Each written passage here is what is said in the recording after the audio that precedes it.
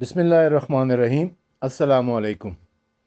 یہ خلافت کے حوالے سے جو ہماری گفتگو کا ایک سلسلہ چل رہا ہے، یعنی وائس نوٹ کا جو ایک سلسلہ چل رہا ہے، اس حوالے سے آج میں آپ کی خدمت میں قرآن مجید کی ایک نص آیت پیش کرنا چاہتا ہوں، اور وہ آیات ہیں سورہ نمل۔ سورہ نمل جو کہ قرآن مجید کا 27واں سورہ ہے اور 20ویں سپارے میں ہے۔ اس کی آیت نمبر 60 سے لے کر آیت نمبر 65 تک جو اللہ تعالیٰ نے فرمایا ہے، وہ ذرا اس کا ترجمہ سنیے، پھر اس کے اوپر گفتگو کرتے ہیں۔ بسم اللہ الرحمن الرحیم۔ اللہ تعالیٰ فرماتا ہے کہ کہو کہ ہر قسم کی حمد اللہ تعالیٰ کے لیے ہے، اور سلام اس کے بندوں پر جنہیں اس نے مصطفیٰ کیا ہے۔ کیا اللہ تعالیٰ بہتر ہے یا وہ جنہیں وہ شریک بناتے ہیں؟ کیا اللہ تعالیٰ بہتر ہے یا وہ جنہیں وہ شریک بناتے ہیں؟ بھلا وہ کون ہے جس نے آسمان اور زمین کو پیدا کیا اور تمہارے لیے آسمان سے پانی نازل کیا، پھر ہم نے اس سے خوشنما باغ اگائے۔ تمہارے لیے یہ ممکن نہ تھا کہ تم ان باغوں کے درختوں کو اگاتے۔ کیا اللہ تعالیٰ کے ساتھ کوئی اور معبود بھی ہے؟ بالکل نہیں، بلکہ وہ ایسے لوگ ہیں جو راہ راست سے پھر جاتے ہیں۔ بھلا وہ کون ہے جس نے زمین کو ٹھکانہ بنایا اور اس کے درمیان نہریں بنائیں اور اس کے لیے قائم رہنے والا پہاڑ قرار دیے، اور دو دریاؤں یعنی میٹھے اور کھارے کے درمیان روک بنا دی؟ کیا اللہ تعالیٰ کے ساتھ کوئی اور معبود بھی ہے؟ ہرگز نہیں، بلکہ ان میں بہت سے نہیں جانتے۔ بھلا وہ کون ہے جو بے قرار کی دعا قبول کرتا ہے جس وقت بھی وہ اسے پکارے، اور مصیبت کو دور کرتا ہے، اور تمہیں زمین کے خلیفہ مقرر کرتا ہے کیا اللہ تعالیٰ کے ساتھ کوئی اور معبود بھی ہے؟ پھر بھی تم بہت تھوڑی نصیحت حاصل کرتے ہو۔ بھلا وہ کون ہے جو تمہیں خشکی اور تری کے اندھیروں میں راہ دکھاتا ہے، اور وہ کون ہے جو اپنی رحمت کے آگے خوشخبری دینے والی ہواؤں کو بھیجتا ہے؟ کیا اللہ تعالیٰ کے ساتھ کوئی اور معبود بھی ہے؟ اللہ تعالیٰ ان چیزوں سے جن کو یہ خدا کا شریک ٹھہراتے ہیں، بھلا وہ کون ہے جو مخلوق کو پہلی بار پیدا کرتا ہے، پھر اسے دوبارہ پھیر دے گا؟ اور وہ کون ہے جو تمہیں آسمان اور زمین سے رزق دیتا ہے؟ کیا اللہ تعالیٰ کے ساتھ کوئی اور معبود بھی ہے؟ اے رسول صلی اللہ علیہ وسلم، آپ کہہ دیجئے کہ اگر تم سچے ہو تو اپنی دلیل پیش کرو۔ یہ جو سورہ نمل کی آیات ہیں، اس میں اللہ تعالیٰ نے شرک کی ڈیفینیشن بیان کر دی ہے، شرک کی تشریح کر دی ہے، توضیح کر دی ہے، تعریف کر دی ہے، ڈسکرپشن کر دی ہے کہ شرک کیا کیا چیزیں ہیں۔ دیکھیں، پہلی آیت میں اللہ تعالیٰ نے کیا فرمایا کہ کہو کہ ہر قسم کی حمد اللہ تعالیٰ کے لیے ہے، اور سلام ہے اس کے بندوں پر جنہیں اس نے مصطفیٰ کیا۔ کیا اللہ تعالیٰ بہتر ہے یا وہ جنہیں وہ شریک بناتے ہیں؟ اور پھر آیت نمبر 62 میں کیا فرمایا؟ آیت نمبر 62 اور 63 میں کہ کیا بھلا وہ کون ہے جو بے قرار کی دعا قبول کرتا ہے جس وقت بھی وہ اسے پکارے، اور مصیبت کو دور کرتا ہے، اور تمہیں زمین کے خلیفے مقرر کرتا ہے؟ کیا اللہ تعالیٰ کے ساتھ کوئی اور معبود بھی ہے؟ پھر بھی تم بہت تھوڑی نصیحت حاصل کرتے ہو۔ بھلا وہ کون ہے جو تمہیں خشکی اور تری کے اندھیروں میں راہ دکھاتا ہے، اور کون ہے جو اپنی رحمت کے آگے خوشخبری دینے والی ہواؤں کو بھیجتا ہے؟ کیا اللہ تعالیٰ کے ساتھ کوئی اور بھی معبود ہے؟ اللہ تعالیٰ ان چیزوں سے جن کو یہ خدا کا شریک ٹھہراتے ہیں مبرہ ہے۔ اب ذرا غور کریں ان آیات کے اوپر کہ اللہ تعالیٰ نے شرک کی اور شریک کی اور مشرک کی کیا ڈیفینیشن اس میں بیان کی ہے۔ کیا کیا چیزیں ہیں جو اللہ تعالیٰ نے کہا کہ میں کرتا ہوں، جو میرا کام ہے، اور اگر ان چیزوں کو کوئی بھی شخص، کوئی بھی انسان کسی اور کی طرف منسوب کر دے تو وہ شرک ہوگا۔ مثلا اللہ تعالیٰ فرماتا ہے کہ آسمانوں اور زمینوں کو پیدا کیا، اللہ نے آسمانوں اور زمینوں کو پیدا کیا۔ اب اگر کوئی شخص یہ کہے کہ آسمانوں اور زمینوں کو اللہ کے علاوہ کسی اور نے پیدا کیا ہے تو یہ شرک ہے۔ آسمان سے پانی نازل کیا، اللہ تعالیٰ نے آسمان سے پانی نازل کیا ہے، یعنی آسمان سے پانی نازل کرنا اللہ تعالیٰ کا کام ہے۔ اگر کوئی یہ عقیدہ رکھتا ہے کہ فلاں آسمان سے پانی نازل کرتا ہے تو یہ شرک ہوگا۔ اس میں خوشنما باغ اگائے، اگر کوئی شخص یہ کہ یعنی اللہ تعالیٰ ہے جو خوشنما باغ اگاتا ہے، اگر کوئی شخص یہ کہے کہ اللہ کے علاوہ کوئی اور بھی خوشنما باغ اگاتا ہے تو یہ شرک ہوگا۔ اور ان باغوں کے درختوں کو اگاتے ہیں، اور ان باغوں میں پھر درختوں کو اگاتے ہیں، درختوں میں پھل ہوتے ہیں۔ اگر کوئی شخص یہ عقیدہ رکھے کہ اللہ کے علاوہ بھی کوئی ہے کہ جو درختوں میں پھل اگاتا ہے، باغوں میں درخت اگاتا ہے، تو یہ شرک ہوگا۔ اللہ وہ ہے کہ جس نے زمین کو ٹھکانہ بنایا ہے۔ اگر کوئی یہ کہے کہ فلاں نے زمین کو ٹھکانہ بنایا ہے تو یہ شرک ہو جائے گا، کیونکہ زمین کو ٹھکانہ اللہ تعالیٰ بناتا ہے، اور اس کے درمیان نہریں بنائی ہیں۔ یعنی اگر کوئی یہ کہے کہ یہ نہریں اللہ کے علاوہ کسی اور نے بنائی ہیں تو یہ شرک ہو جائے گا۔ اور اس میں قائم رہنے والے پہاڑ قرار دیے۔ اب اگر کوئی یہ عقیدہ رکھے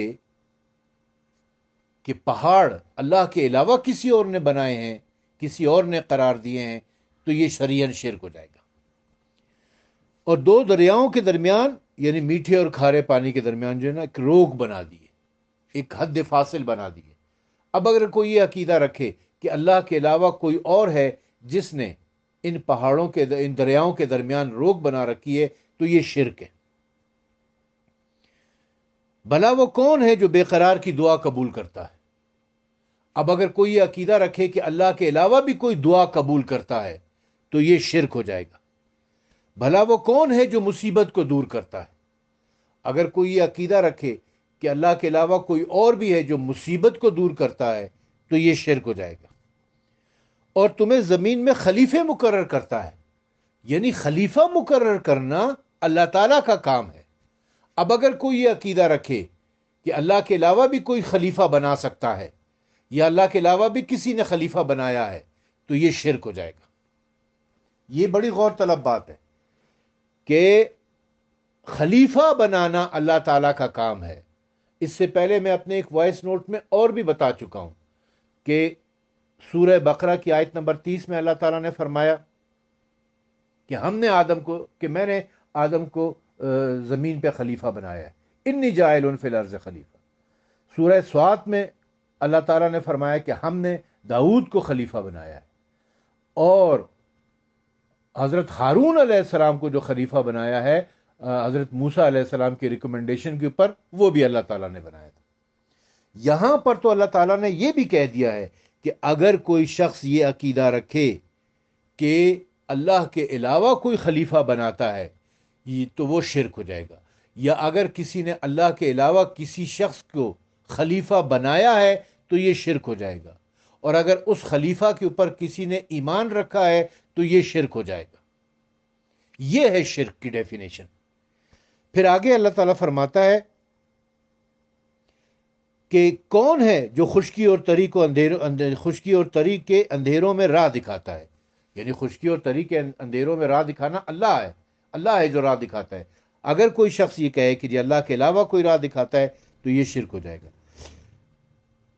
ہواؤں کو بھیجتا ہے جو خوشخبری لے کر آتی ہیں، یعنی بارش کی جو خوشخبری لے کر آتی ہے وہ ہواؤں کو، اگر کوئی یہ کہے کہ جی اللہ کے علاوہ بھی کوئی بھیج رہا ہے تو یہ شرک ہو جائے گا۔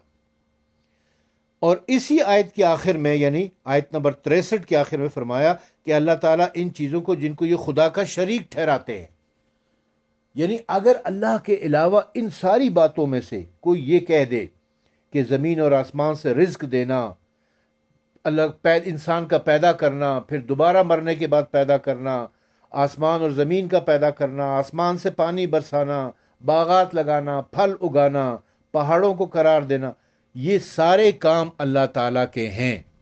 اگر کوئی یہ شخص عقیدہ رکھ لے کہ اللہ کے علاوہ کوئی یہ کام کرتا ہے تو وہ شرک ہوگا۔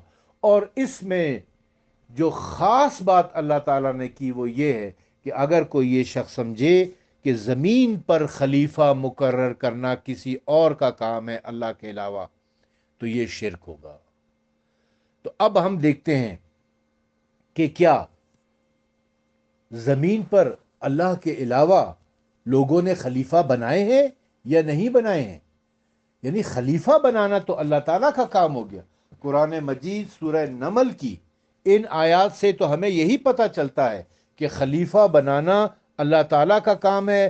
اللہ تعالیٰ کے علاوہ اگر کوئی شخص یہ عقیدہ رکھتا ہے کہ خلیفہ بنایا جا سکتا ہے، عوامی مشاورت سے خلیفہ بنایا جا سکتا ہے، شورا سے خلیفہ بنایا جا سکتا ہے، نامزدگی سے خلیفہ بنایا جا سکتا ہے، تو یہ شرک ہے۔ اور جو اس خلیفہ کے اوپر ایمان لے کر آئے گا وہ بھی مشرک ہوگا۔ اب ہم آ جاتے ہیں صحیح بخاری کے اوپر، جو اہل سنت کی سب سے مستند کتاب مانی جاتی ہے۔ حدیث کی سب سے مستند اور معتبر کتاب جو ہے یہ صحیح بخاری ہے۔ صحیح بخاری جلد نمبر 3 پارہ نمبر 28 کتاب المحاربین۔ یہ حدیث نمبر یا روایت نمبر جو ہے وہ 1734 ہے۔ یہ بڑی طویل روایت ہے۔ میں اس کا متعلقہ حصہ جو صفحہ نمبر 798 پر ہے آپ کی خدمت میں پیش کروں گا، جو حضرت عمر کا ایک خطبہ ہے جو سقیفہ کے موقع کے اوپر آپ نے سقیفہ کے بارے میں دیا ہے۔ سقیفہ کی جو کاروائی ہوئی ہے اس کے بارے میں جو آپ نے خطبہ دیا تھا اس کے بارے میں وہ کہتے ہیں، سنو، جب آن حضرت صلی اللہ علیہ وسلم کا وصال ہوا تو ہم میں سب سے بہتر و افضل ابو بکر تھے۔ انصار نے ہماری مخالفت کی، انہوں نے کسی انصاری کو خلیفہ بنانا چاہا اور سب جا کر سقیفہ بنی ساعدہ میں جمع ہو گئے۔ حضرت علی اور حضرت زبیر اور ان کے چند ساتھی بھی اس معاملے میں اختلاف رائے رکھتے تھے، لیکن باقی سب مہاجرین ابو بکر کی طرف رجوع ہوئے، ان کے پاس جمع ہو گئے۔ میں نے ابو بکر سے کہا کہ چلیے اپنے انصار بھائیوں کے پاس چلیں۔ ہم اس ارادے سے نکلے کہ جب ان کے قریب پہنچے تو راستے میں 2 نیک بخت انصاری ملے۔ انہوں نے بیان کیا کہ انصار نے یہ طے کیا ہے کہ سعد بن عبادہ کو خلیفہ بنایا جائے۔ ہم سے پوچھا، مہاجر بھائیوں آپ کہاں جا رہے ہیں؟ ہم نے کہا اپنے انصار بھائیوں کے پاس جا رہے ہیں۔ انہوں نے کہا دیکھو وہاں مت جاؤ، وہ دوسری فکر میں ہیں، آپ کو جو کرنا ہے کر ڈالیے۔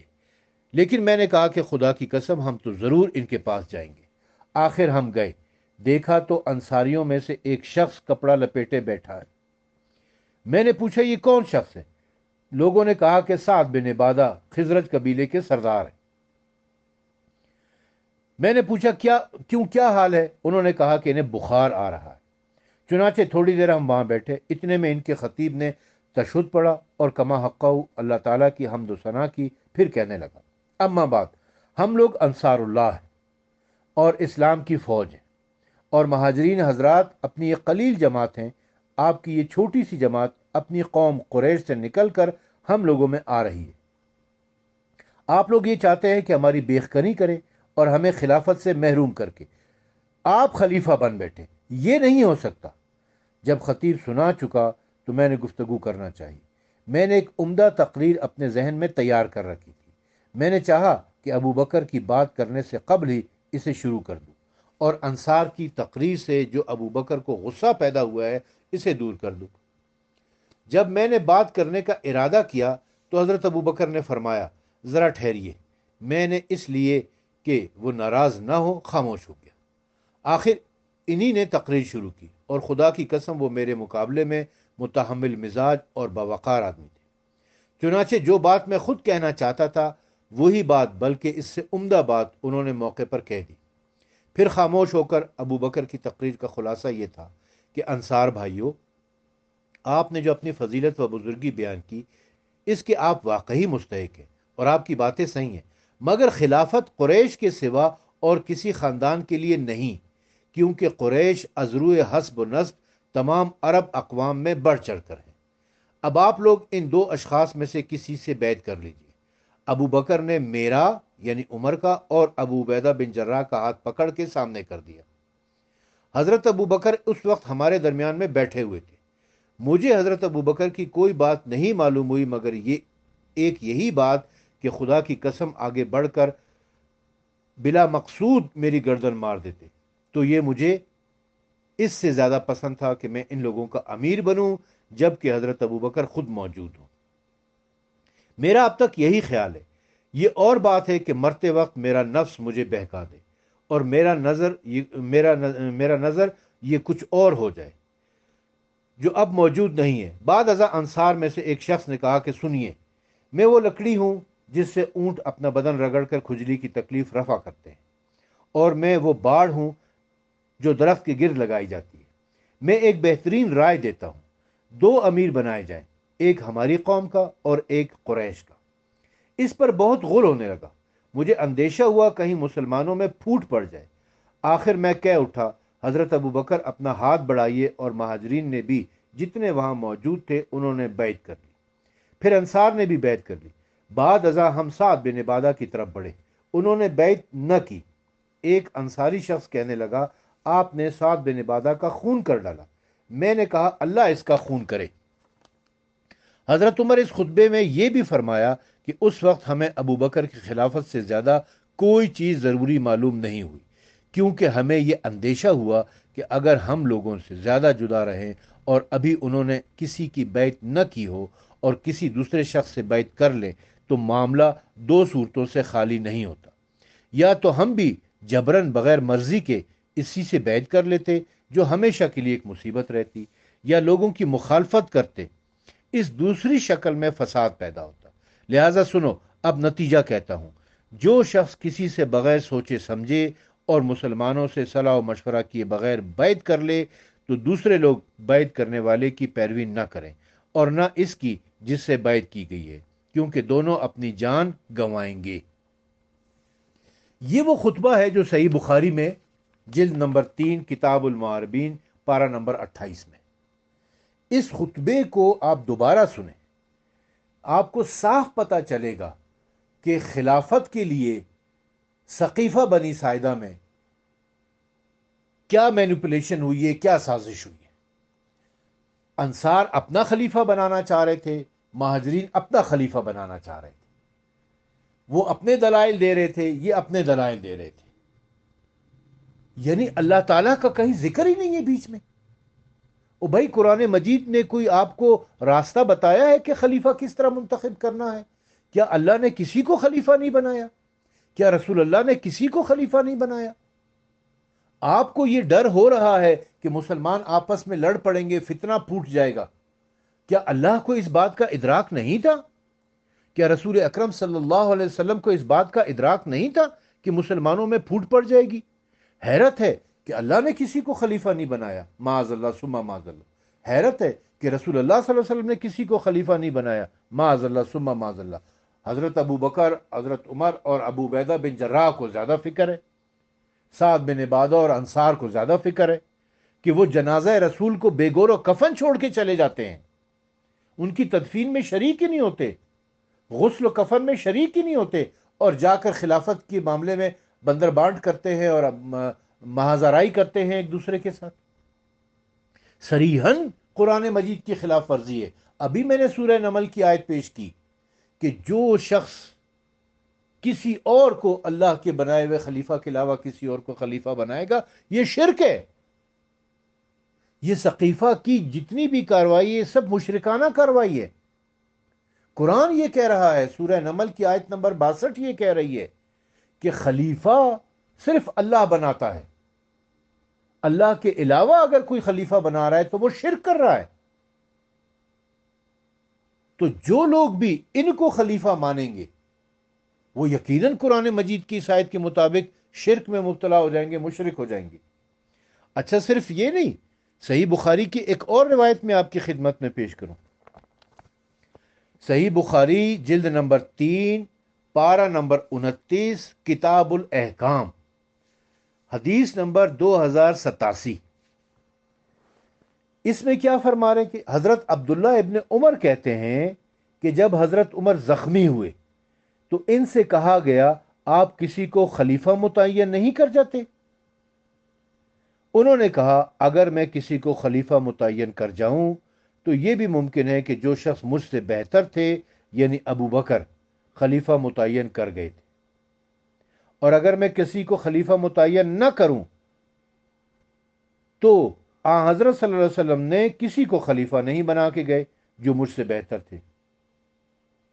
پھر لوگوں نے ان کی تعریف شروع کی۔ انہوں نے کہا کہ کوئی تو واقعی دل سے میری تعریف کرتا ہے، کوئی مجھ سے ڈر کر میری تعریف کرتا ہے۔ میں یہی غنیمت سمجھتا ہوں کہ خلافت کے مقدمے میں بری ہو جاؤں گا، نہ مجھے ثواب ملے نہ عذاب۔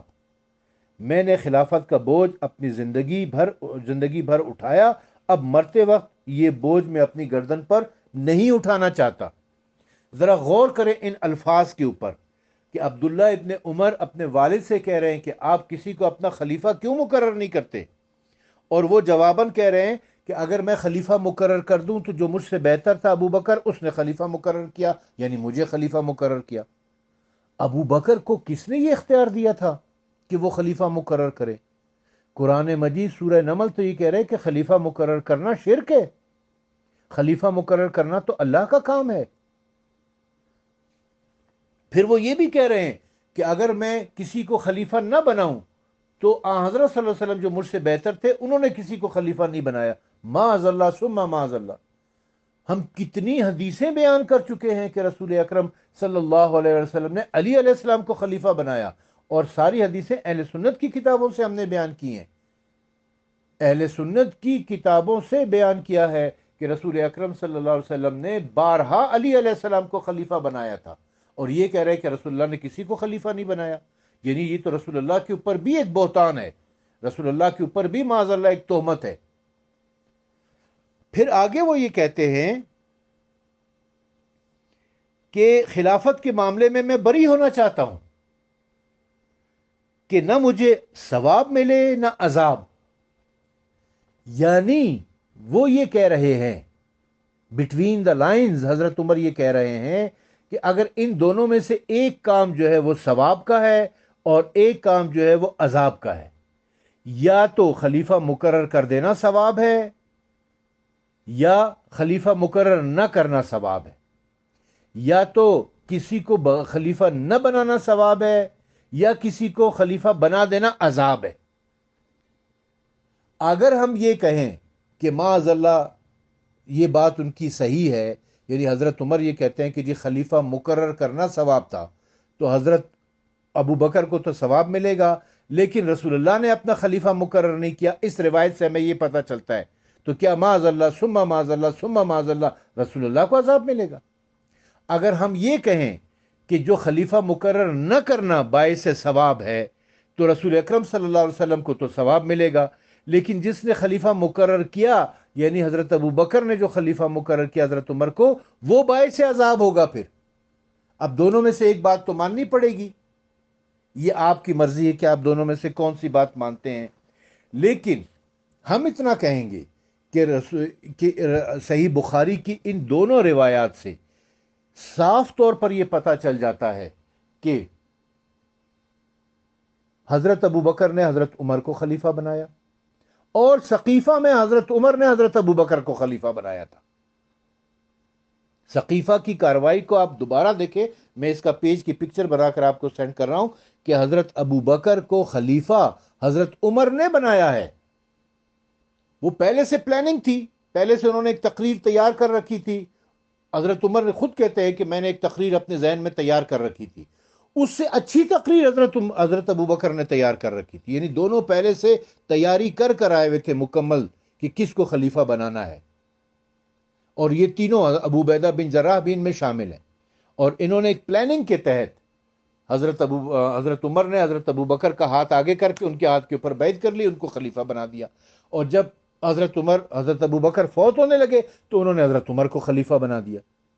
اب سورہ نمل کی اس آیت نمبر 62 کے تحت، آیت نمبر 62 اور 63 کے تحت خلیفہ بنانا صرف اللہ کا کام ہے، جو اللہ کے علاوہ کوئی خلیفہ بنائے گا وہ شرک کرے گا، وہ مشرک ہوگا۔